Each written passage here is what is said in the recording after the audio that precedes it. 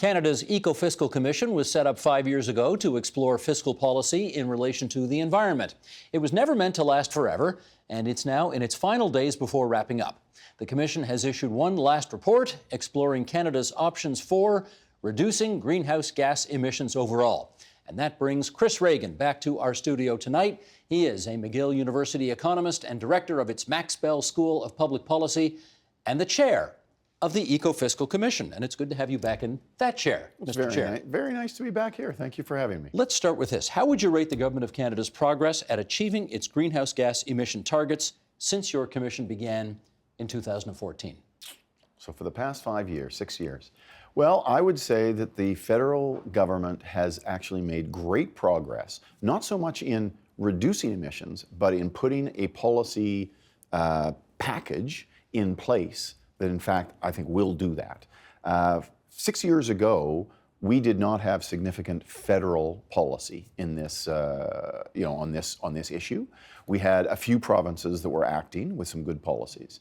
A few more provinces then started to act. Some of them got repealed. But then the big thing was that the federal government then put in what they call their backstop policy, which was basically if the provinces didn't introduce a good carbon pricing approach, then the feds would do it in their place. So now we live in a country where there is a carbon price in all parts of the country. There is still disagreement about it. There's some debate about it. There's a Supreme Court case about it for two provinces. But the progress to me has been in getting the policy, the foundation of good policy in place, and that's where we are. We're not yet done. We're not yet, our policies aren't yet where they need to be to get the emissions reductions down that we want by 2030 or beyond. Well, I'm going to pick up on that because in the midst of that answer, you did say, yes, you're happy with the fact that a carbon tax is in place and that this price on carbon has been put. But on the other hand, you don't think we've made great progress in the last half decade on actually getting the emissions down, right? That's correct. I think emissions are below where they otherwise would have been in the absence of those policies.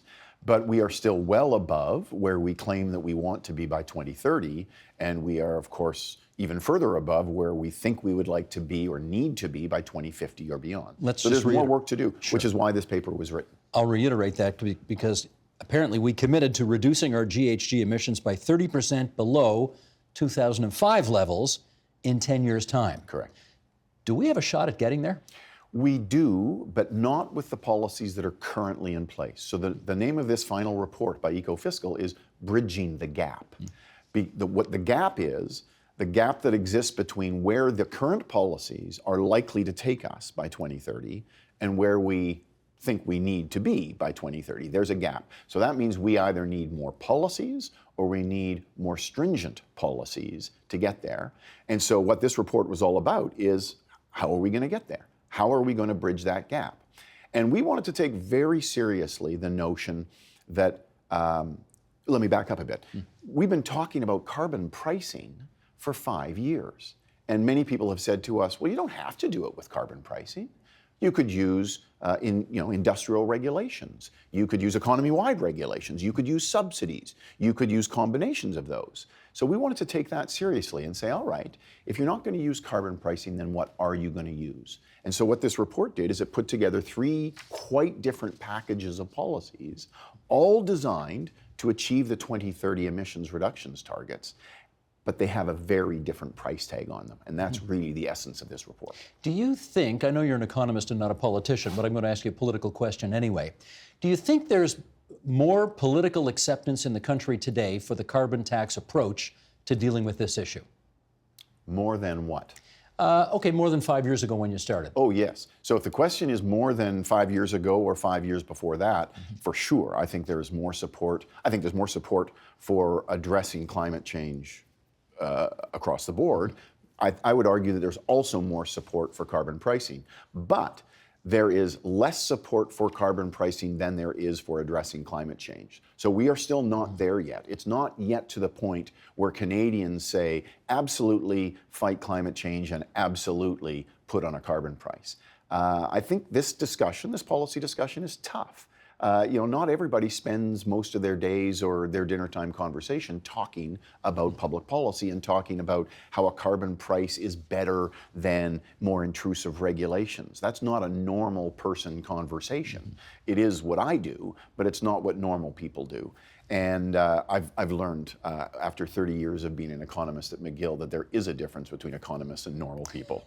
And I think it's really important to understand how normal people think and talk and think about these things. So we're not there yet. There's not, massive support for a carbon price, but there is widespread support for dealing on climate change. I'm not sure how normal a person Mark Toohey is, but he runs Sun News, and he was here not too long ago discussing the issues around carbon taxes and affordability and how you get Canadians to buy into some kind of approach to fighting climate change.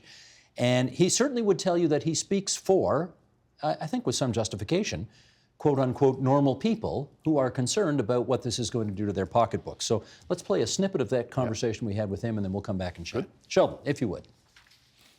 We have to find a way, and politicians have to figure out a way so that those poor people who are most disadvantaged by climate change aren't also wiped out by the fix.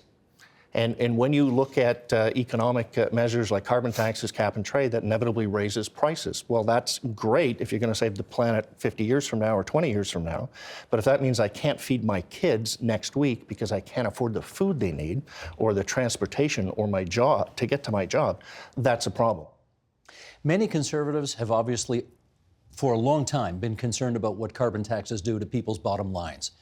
And in spite of the case that you have made, the Liberal government has made, the notion that rebates come to you as well, that's been a hard argument to sell over the last half decade. Why do you think? So number one, I completely agree with the concern, and this is why we've written a couple of reports, and all of our reports about carbon pricing talk about that there will be an impact on households. There will be an impact in particular on low-income households. And when you're designing these policies, you've just got to take that seriously. I think both for economic reasons and political reasons.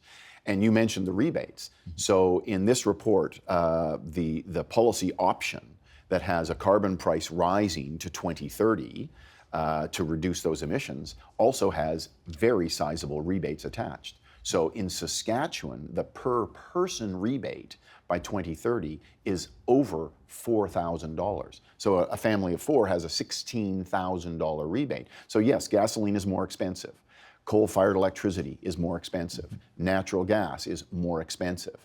But you're getting these very sizable rebates. In Saskatchewan, $4,000 per person. In Alberta, $2,000 per person. In Ontario, $800 per person. So that is the design of the policy. I would argue that that's a very good design of the policy, precisely because it is protecting the purchasing power of those households.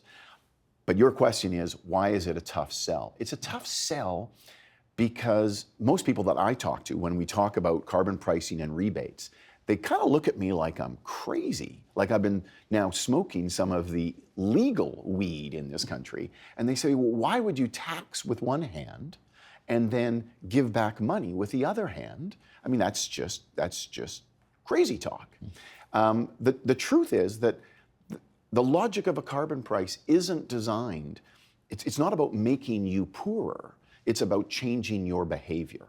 And in modern economies, people change their behavior when prices change. We do it every day. We go into the grocery store, we see that beef is expensive and chicken is cheap, and so we switch over. We see that broccoli is expensive and kale is, well, I don't buy kale, but something else is cheap, and so we switch over. That's what economists call substitution. And you don't do it by massive amounts overnight, but you do it bit by bit. So when carbon-intensive things like gasoline or natural gas or coal-fired electricity become more expensive, over time, and we're talking about doing this over 30, 40, 50 years, over time people change their behavior. So it's not about making you poorer, it's about getting you to change your behavior. So we can give back the rebates so that you're not poorer, but you will still have an incentive to change your behavior because of those high relative prices. Okay, fair enough. But Mark Toohey said, if you'd done that by, being the kind of conservative he is, he's not crazy about carbon taxes, but if he'd said, we're going to bring in a carbon tax to tax, quote unquote, bad behavior or polluting behavior, but in exchange, just to prove to you Canadians that this is not meant to be a tax grab, we're going to, say, lower the harmonized sales tax. Right. By a concomitant amount so that it genuinely is revenue neutral. It is a genuine green shift. He said he could have supported something like that, and he thought most conservatives would. But that's not what's been on offer. Okay, so two comments. So in British Columbia, for example, when Gordon Campbell introduced the carbon tax, it was introduced legislatively guaranteed to be revenue neutral, and it raised $1.2 billion a year, and that was used to reduce income taxes, including small business taxes. And only in the last couple of years did the new government actually kind of break that revenue neutrality. I'm all in favor of revenue neutrality, both on economic grounds and on political grounds. But if you look at what the federal government is doing now, they're doing almost revenue neutrality. They are actually returning about 90% of the revenues, not 100%, and they didn't write it into the law, so they're not tying their hands, and I take that point. But they are returning roughly 90% of those revenues in the form of rebates, and then some benefits to small businesses and benefits to universities and hospitals. So I agree with what you said and what he said. I actually think there's a big benefit, both economically and politically, for revenue neutrality. And I would even argue that as we go forward and the carbon price rises, because the federal backstop carbon price will rise to $50 per ton by 2022. Okay. It's going up by $10 per ton per year. And I would advocate that it should go further beyond that, and in our report it goes further beyond that. But I actually think as the carbon price rises and the revenues collected by the carbon price rise, then it becomes even more important to do what you're suggesting and what he's suggesting, is to return those revenues. And if you did it on the because otherwise HST, it becomes a political bombshell. If you did it on the HST, people would see it. I agree. Now, so here is where economists will be different than normal people again. The HST, or the GST that underlies it, is probably the most hated tax in Canadian history. So most Canadians would love to see a cut in the GST.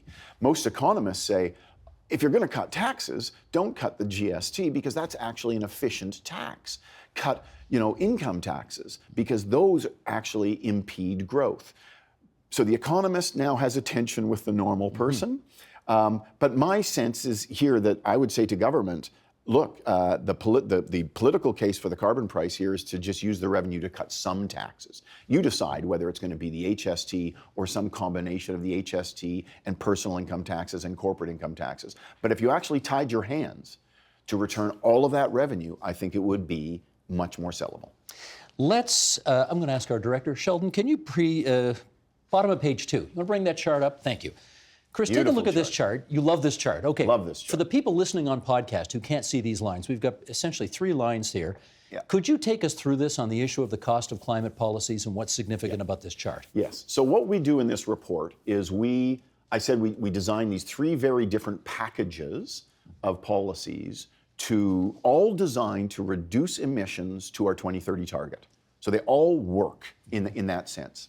The 3 different packages are one that's basically carbon pricing, economy-wide, one that is basically regulations and subsidies, economy-wide, and then one that focuses the regulations on heavy industry and then adds in a bunch of subsidies.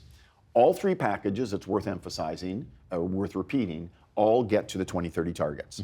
But what this graph shows is that they have a different price tag. So what we're showing on this graph is where average per capita income goes between basically now and 2030. And they're all rising for a while.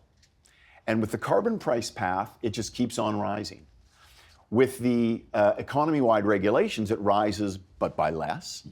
And with the industry-focused regulations, it rises and then it starts to fall. Dip, yes. And in fact, the gap between the carbon pricing path and the third path is over $3,000 per person. So by the time you get to 2030, that's a very comprehensive measure of the cost per person. $3,000 per person. So a family of 4 is $12,000. That's a big difference in the in what we get and what we get in terms of our individual prosperity with carbon pricing versus the alternatives. And that's what this report was really all about. We could have called this report, if not carbon pricing, then what? Because the then what, if you're going to choose the alternative to carbon pricing, which you can do, there's going to be a heftier price to pay. So your view is, based on the look at those three different options, carbon pricing is the best way to go for the pocketbook of the average Canadian. Yeah, if you care about the cost of the policy, and the economist within me says we've got to care about the cost of the policy. If you wanted to minimize the cost, then you take carbon pricing. If for some reason you don't want to use carbon pricing, then you've got to accept this idea that you're going to then inflict a higher cost on the economy. And that's not intangible. That means lower income per person. It means less tax revenue for governments. It means less money spent on education. Oddly enough, it might be an easier political sell, though, right? Well, but probably going after heavy industry as opposed to individuals? Well, the problem with that option is if you want to narrow the scope of the policies and aim only at the quote-unquote bad guys who are the big emitters, you have to ramp up those policies so much that you actually drive those industries into the ground. That doesn't become popular after a while. Tell me this, the price on carbon per ton today is what for the carbon tax? $30. Well, so the federal backstop is 30. In Yes. BC, it's 35. In fact, it might have just hit 40 this year. Okay, that's what I'm referring to. So the federal one's at 30. Yeah. It is set, as you told us, to go up to 50 in the next couple of years. Correct. I've still spoken to plenty of people on this program who say it doesn't really have any impact until it's twice as high. 80, 100, maybe $150 per ton. Are they right? I think that's wrong, actually. So in BC, the carbon tax there started low. It started at 10, I think, and then it ramped up.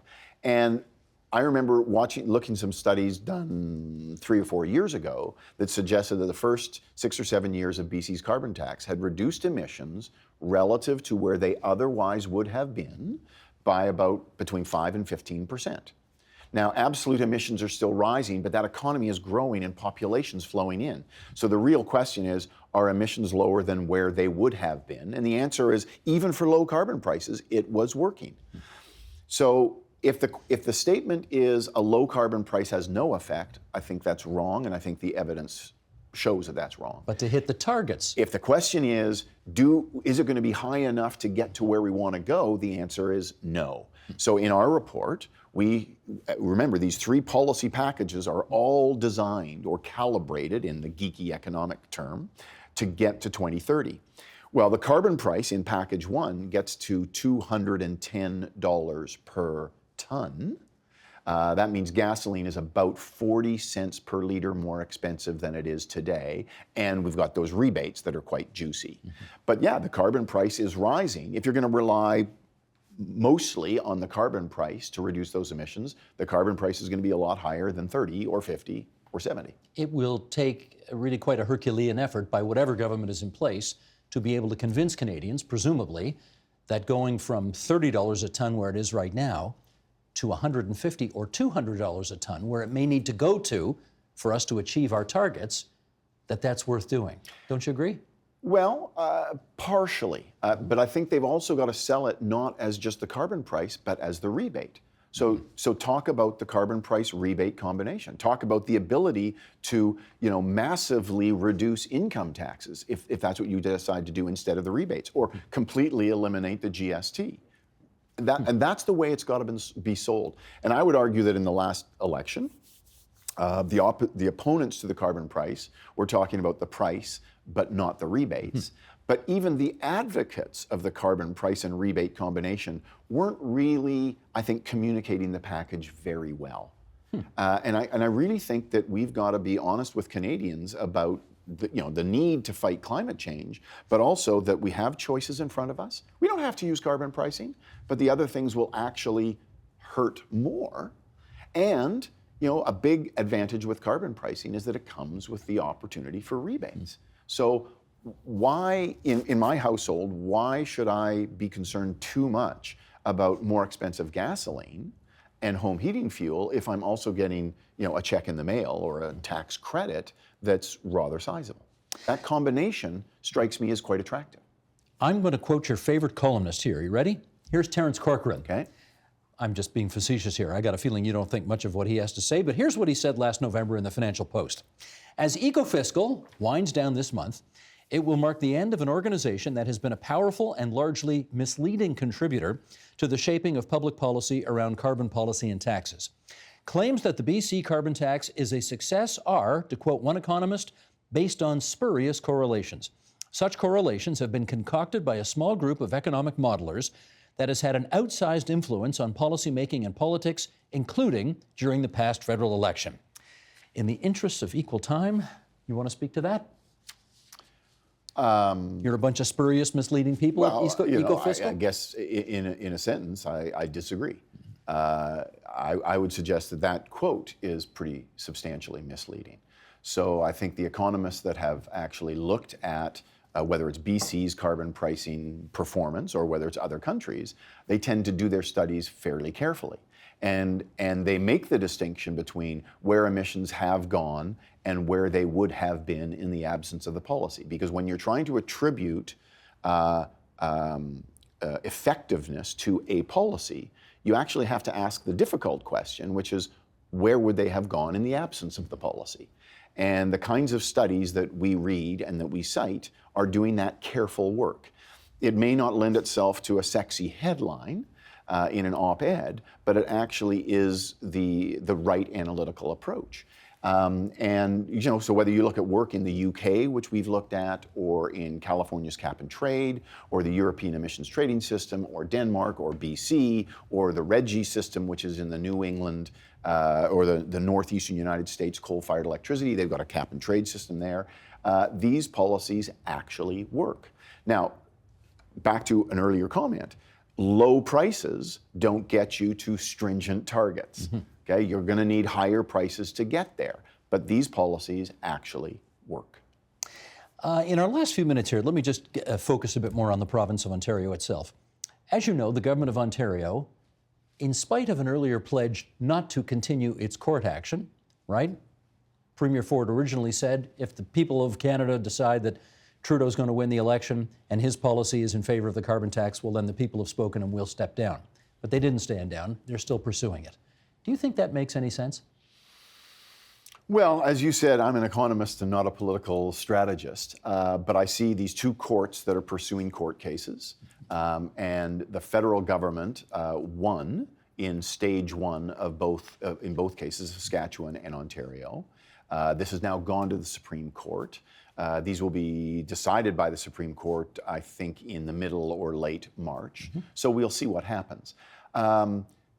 So I can't comment on whether the political strategy is sensible. And frankly, I can't really comment on the constitutional law because I'm not one of those either. But my sense my sense is that if the federal government was not able to act on an environmental issue that absolutely crosses all borders, not just provincial borders and territorial borders, but national borders, and that if the federal government can't act on something where it's making agreements with other countries, then what can the federal government ever act on? So that would be you might have detected my prediction for how this court case will end. But actually, I think that's part of the process here, but the politics, we have to get to the point in this country where the notion of addressing climate change is mainstream, and I would hope that doing it through or substantially through carbon pricing is mainstream. We're not there yet. But if you go back in history, and not very far in Canadian history, we have had big policy debates on issues that weren't at all mainstream, and they became mainstream. So let's go back to the early 1990s and the adoption of a new approach at the Bank of Canada, inflation targeting, and targeting low inflation. That was highly contentious at the time. It is today completely undebated. Conventional wisdom today. Absolutely, okay? And very contentious at the time, though, and one could argue that we lost a governor of the Bank of Canada over it. Mm-hmm. How about the adoption of free trade? Hugely contentious in the 1988 federal election. Brian Mulroney put his job on the line to get free trade. 30 years later, where are we? Well, we all get together, gather together, and fight to defend free trade when it becomes under attack. How about deficit reduction and the agreement that high government debt actually can be a problem? Well, this was a serious problem. It was very contentious during the 80s, but we got to the point in the early 90s where we decided we actually had to act. And now where are we? Well, there is some bickering over budget deficits at the federal level, but the budget deficit we have today is roughly 1% of GDP. In the mid-1980s, it was 8% of GDP. So our deficit problems are nothing like they were back then. So those are three issues that were hugely contentious at the time. We had national debates over them at the time, and now they are pretty much agreed upon, conventional wisdom. Our goal from the beginning was to get pollution pricing mainstreamed to that extent. Are you there? And I don't think we're there. I don't think we're there. I think we've made good progress in 5 years. And as you said at the beginning, Ecofiscal was never designed to last forever. And so we're kind of hoping that we've done our thing and the conversation and the debate in this country has progressed and we can, pass the baton to other groups. And we're hoping that somebody receives that baton and starts running. But I'm actually quite optimistic at where we are in this country. I think the discussion about climate change and the discussion about carbon pricing is way, way further than it was 15 years ago or 10 years ago or 5 years ago. And we'll just see where it's going 5 and 10 years from now. Well, while you have had that baton, we have appreciated your occasional visits to this studio to help answer our questions. That's Chris Ragan, the economist from McGill University and the chair of the soon-to-be former Canada's Ecofiscal Commission. Chris, as always, thanks so much. Thank you very much. The Agenda with Steve Paikin is brought to you by the Chartered Professional Accountants of Ontario. CPA Ontario is a regulator, an educator, a thought leader, and an advocate. We protect the public. We advance our profession. We guide our CPAs. We are CPA Ontario. And by viewers like you. Thank you.